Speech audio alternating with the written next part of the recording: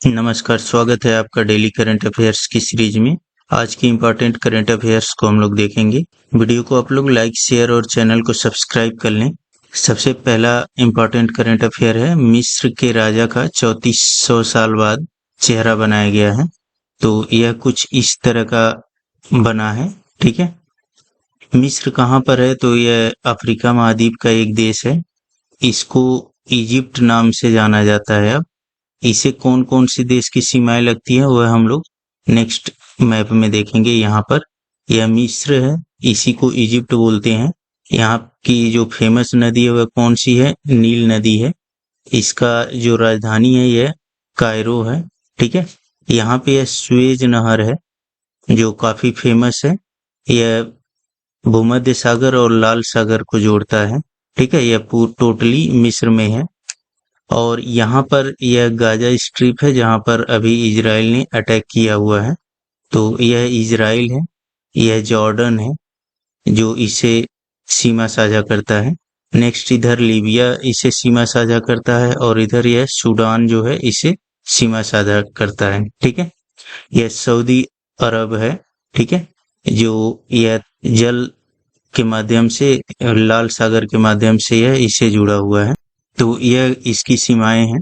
तो the economics times के मुताबिक वैज्ञानिकों ने मिलकर 14वीं सदी में मिस्र के राजा रह चुके आमेनहोटेप तृतीय की ममी के जरिए उनका चेहरा बनाया है। पिछले 3400 सालों में यह पहली बार है जब दुनिया के अब तक के सबसे अमीर शख्स आमेनहोटेप का चेहरा रिक्रिएट किया गया है। 14वीं शताब्दी में आमेनहोटेप बेहद शक्तिशाली थे। मिस्र में उन्हें भगवान की तरह पूजा जाता था। आमेनहोटेप के नेतृत्व में न सिर्फ मिस्र का विकास हुआ बल्कि अंतर्राष्ट्रीय स्तर पर भी मिस्र महाशक्ति बनकर उभरा था। आमेनहोटेप का चेहरा बनाने के लिए वैज्ञानिकों ने ममी के सिर से डेटा इकट्ठा किया, जिसमें रिक्रिएशन टीम में ब्राजील के ग्राफिक्स डिजाइनर भी शामिल रहे। आमेनहोटेप मिस्र के राजा तूतनखामुन के दादा थे जो मिस्र के 18वें राजवंश का हिस्सा थे। उनका नाम सूर्य और वायु के भगवान आमून के नाम पर रखा गया था, जिन्हें आमेनहोटेप अपना पिता बताते थे। उनके डिप्लोमेटिक खतों के जरिए यह अनुमान लगाया जाता है कि उनके पास बेशुमार दौलत थी। आमेनहोटेप की ममी की स्टडी पर पता चला कि उनकी ऊंचाई लगभग 156 सेंटीमीटर 5 फीट 1 इंच रही होगी। 1352 बीसी में करीब 40 से 50 साल की उम्र में आमेनहोटेप की मौत हो गई थी। आमेनहोटेप की इस ममी को 1881 में खोजा गया था। ये ममी इतनी नाजुक है कि सदियों बाद वैज्ञानिकों ने इसे पूरी तरह खोलने की हिम्मत नहीं की थी। नेक्स्ट अगला इंपॉर्टेंट करंट अफेयर है, एक्स का डोमेन twitter.com से बदल करके x.com कर दिया गया है। तो अमेरिकी बिजनेसमैन एलन मस्क ने सोशल मीडिया प्लेटफॉर्म एक्स का डोमेन नेम बदल करके x.com कर दिया है। एक्स के लॉगिन पेज के नीचे अब एक मैसेज भी दिखाई दे रहा है जिसमें लिखा गया है, हम आपको बता रहे हैं कि हम अपना URL बदल रहे हैं लेकिन आपकी प्राइवेसी और डेटा प्रोटेक्शन सेटिंग वही रहेगी। एलन मस्क ने एक्स पर इसकी जानकारी देते हुए लिखा, सभी कोर सिस्टम अब x.com पर हैं।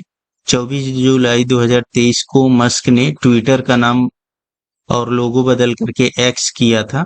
तब x.com को twitter.com पर रीडायरेक्ट किया गया था। अब मेन डोमेन को x.com करने के साथ twitter.com को इस पर रीडायरेक्ट किया गया है। एलन मस्क ने 27 अक्टूबर 2022 को ट्विटर को $44 बिलियन में खरीदा था। आज के हिसाब से ये रकम करीब 3.6 लाख करोड़ रुपए होते हैं। तब से लेकर अब तक प्लेटफॉर्म में कई बड़े बदलाव कर दिए गए हैं। नेक्स्ट अगला इंपॉर्टेंट करंट अफेयर है, कपिल सिब्बल SCBA के अध्यक्ष बन गए हैं। तो supreme court bar association SCBA के अध्यक्ष पद के लिए चुनाव हुए थे। इसमें वरिष्ठ वकील और राजनेता कपिल सिब्बल ने जीत दर्ज की है। कपिल सिब्बल चौथी बार SCBA के अध्यक्ष बने हैं। कपिल सिब्बल के नजदीकी प्रतिद्वंदी जो वकील हैं वह प्रदीप राय थे। कपिल सिब्बल 1995, 1997 और 2001 में SCBA के अध्यक्ष रह चुके हैं। नेक्स्ट अगला करंट अफेयर है, पेरिस ओलंपिक के लिए भारतीय टेबल टेनिस टीम का ऐलान कर दिया गया है। इसमें क्या आप लोगों को याद रखना है कि इन खिलाड़ियों का नाम और इनका किससे संबंध है, किस खेल से, यह याद रखना है। तो table tennis federation of India TTFI ने पेरिस ओलंपिक के लिए 6 सदस्यीय टीम की घोषणा की है।